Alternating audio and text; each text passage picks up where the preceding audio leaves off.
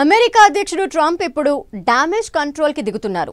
సుంకాల పేరుతో తెగ రెచ్చిపోయిన ఆయన ఇతర దేశాలు ఇస్తున్న షాక్లతో దిగిరాక తప్పని పరిస్థితి నెలకొంది. వాటిలో ఈ మధ్యనే చైనా, నార్త్ కొరియా, రష్యా ఇచ్చిన జాయింట్ వార్నింగ్ బాగా పనిచేసింది. అంతేకాదు తాను మొదటి దఫా అధ్యక్షుడిగా ఉన్న సమయంలో నార్త్ కొరియాపై చేసిన ఓ పని ఇప్పుడు బయటపడటంతో మరింత చిక్కుల్లో పడ్డారాయన.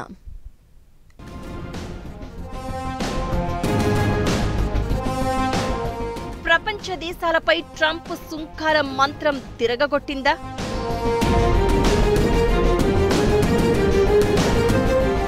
డ్యామేజ్ కంట్రోల్ కి ట్రంప్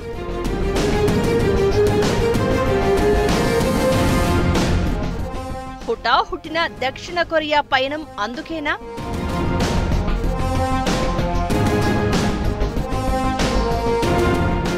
జిన్పింగ్ కిమ్ తో భేటీ కోసం డేట్ ఫిక్స్.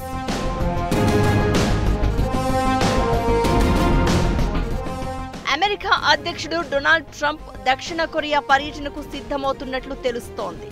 ఇదే పర్యటనలో ఆయన చైనా అధ్యక్షుడు జిన్పింగ్ తో కూడా భేటీ కానున్నట్లు సమాచారం. దక్షిణ కొరియాలో ఆసియా పసిఫిక్ ఆర్థిక సహకార వాణిజ్య మంత్రుల సమావేశం అక్టోబరులో జరగనుంది. ట్రంప్ తో పాటు ఆయన పరిపాలనా అధికారులు ఈ సమావేశానికి హాజరయ్యేందుకు రెడీ అవుతున్నారట. ఈ ప్రయత్నాలకు నేపథ్యం ఒకటి, వాణిజ్యపరంగా దూరమైన దేశాలను దగ్గర చేసుకోవడమే. చైనాలో రష్యా, నార్త్ కొరియా దేశాధినేతలు ట్రంప్ కి వ్యతిరేకంగా కలిశారు.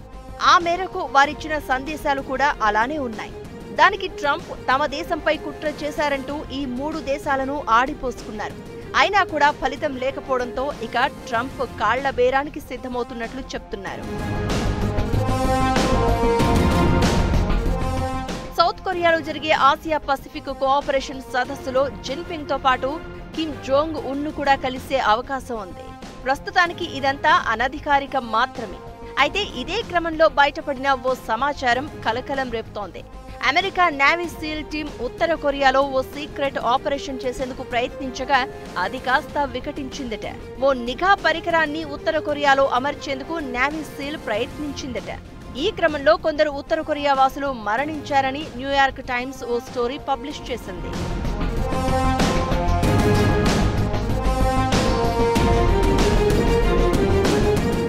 నార్త్ కొరియా అధ్యక్షుడు కిమ్ జోంగ్ ఉన్ కి సంబంధించి ప్రైవేట్ కమ్యూనికేషన్ ను నిరోధించే ఓ ఎలక్ట్రానిక్ పరికరాన్ని అమర్చాలని అమెరికా భావించిందట. నిఘా సమాచారాన్ని వాషింగ్టన్ కు అందచేయాలన్నది ఈ ఆపరేషన్ టార్గెట్. ఇది రిస్కీ ఆపరేషన్. అమెరికా అధ్యక్షుడి అనుమతి లేనిదే నేవీ సీల్ ఇలాంటిది చేయదు.